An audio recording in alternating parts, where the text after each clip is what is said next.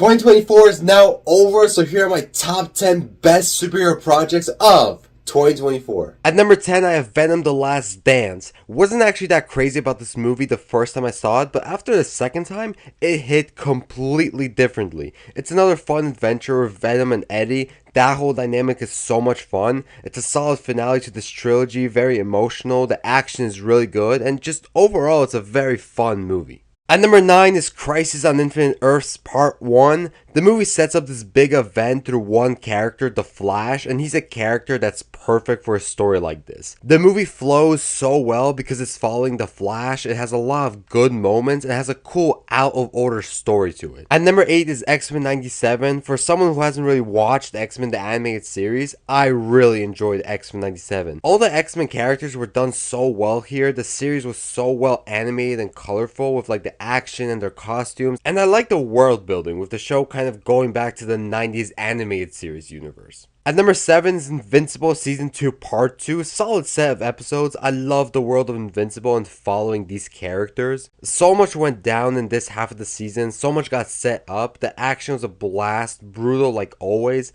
I also really like seeing Invincible's love life, which is usually something that sucks, but here I was invested. It was handled really well. At number 6, I put Transformers 1, the Transformers movie we all wanted, and we finally got. And it was great. I love the origin story this movie told in showing us a young Optimus Prime and Megatron. When certain moments go down in this movie, they hit. The movie is a really good time, and I beg we get a sequel to it. At number 5, I have The Ones Who Live. This was finally the return of Rick Grimes, and it was so interesting and satisfying seeing where he has been all this time. This show benefited so much by focusing on two characters, Rick and Michonne, who have a lot of chemistry with each other, and also have a shorter season in which this show told a really good and tight story. At number 4 is The Penguin. This was such a great show that explored more of the gangster side of the Batman world. It had great lead with Colin Farrell as the Penguin. I love seeing all the chain of events that went down in this show and seeing the Penguin rise to power. And best of all, this was a show with a villain as its lead that actually treated him as a villain. At number 3, I have Superman Lois Season 4. For someone that didn't like the first 3 seasons of Superman Lois, I love Season 4. This season was the most focused on Superman and his family compared to the other 3. I love the story that was told throughout. I love the involvement of some classic Superman villains, with a lot of their interactions being great. And then it also had a solid series finale. At spot number 2, I have Creature Commandos, episodes 1 through 5, I guess. I am loving this show, from the animation, the action, the season-long story intertwined with characters' backstories. I am someone who loves James Gunn's style, and here, especially with the show also being TVMA,